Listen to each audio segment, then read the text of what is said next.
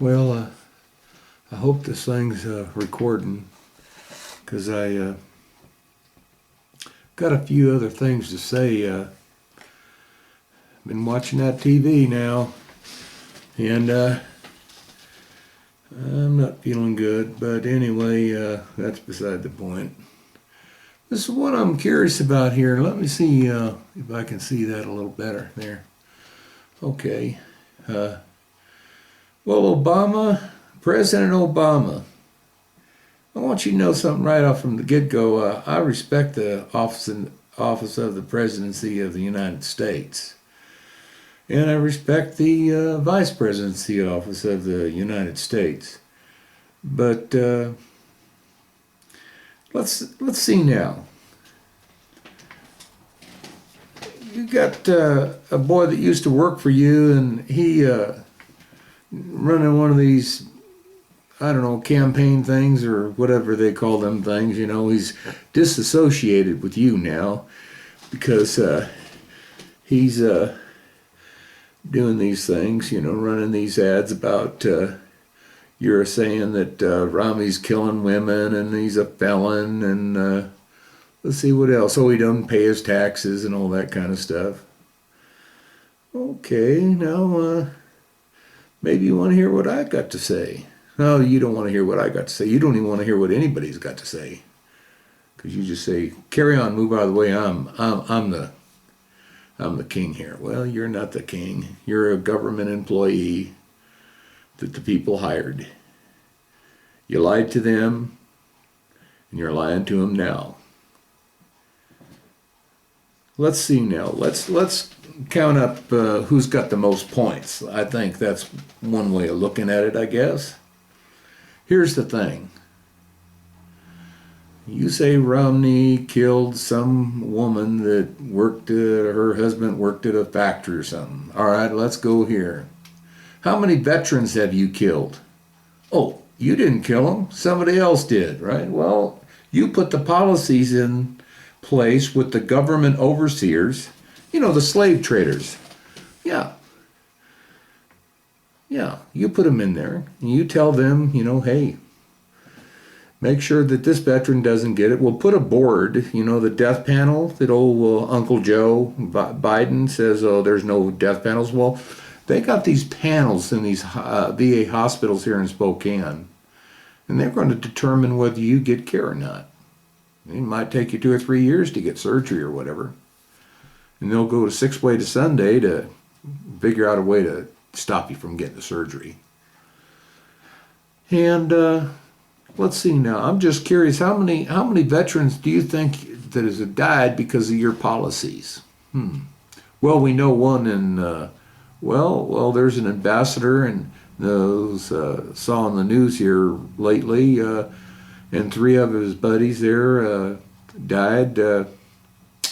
Yeah, but, oh, that was some kind of protest, you said, for a long time, and, you know, you can't get your story straight. You know, you talk to people like they're a bunch of ignorant dummies, like sheep. That's right, yeah. Dumb down the population to sheep to when you go to clip them, they don't know the difference. Talk about lying. Man, and boy, I'm going to tell you, I watched that debate the other night. Jeez. Now, when you get on your Air Force One, you mosey up there and talk to that pilot and ask him what G-force means.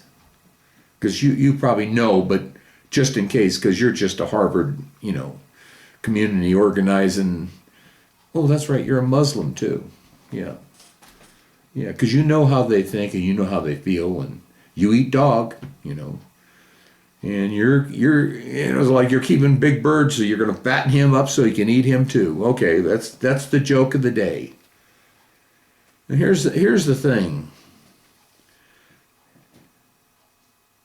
I might have lost my train of thought, but no, I didn't. I'm just saying, if you're paying attention, you're not going to pay attention. You don't pay attention to anybody because you think you're king. Well, you're not. You're a government employee, and don't you forget it.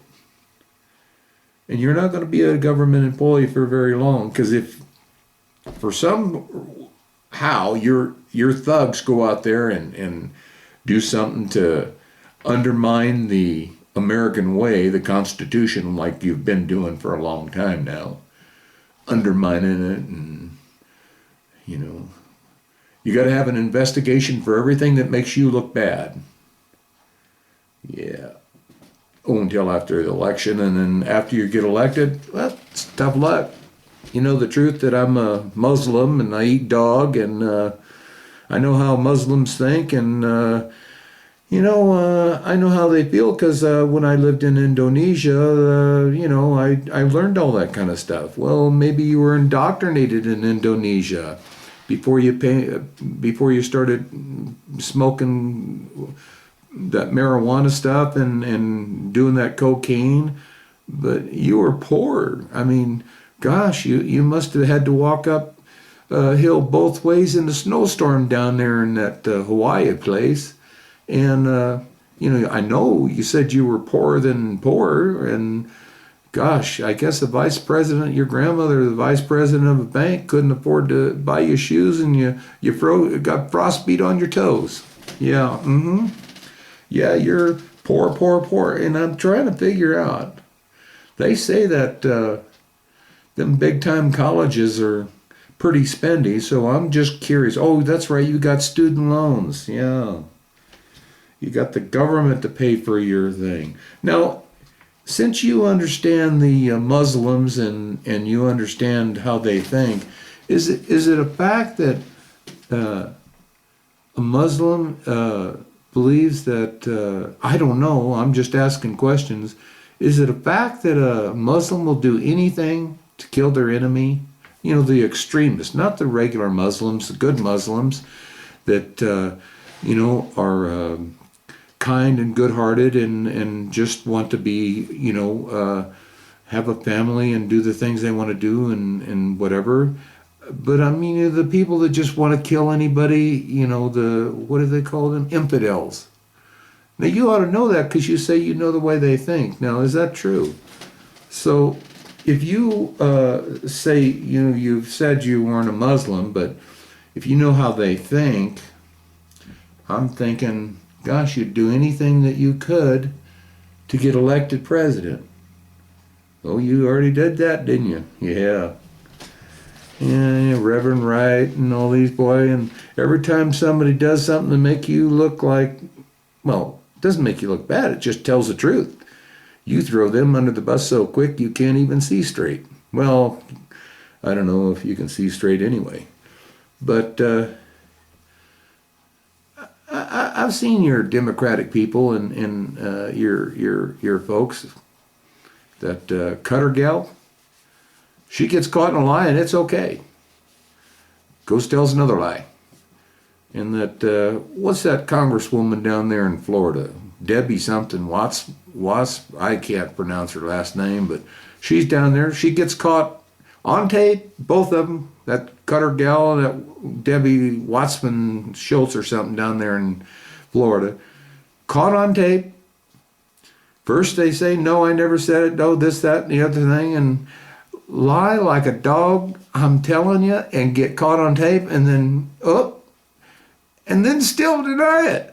I'm saying, well, they figure that the news media, the news media that you got in your pocket, because, if you don't like the polls, you call them up and say, hey, I don't like the way this is going, you make it right. Because I'm the president of the United States. I'm Barack Obama. Well, I just real have it's just your root, here's another example.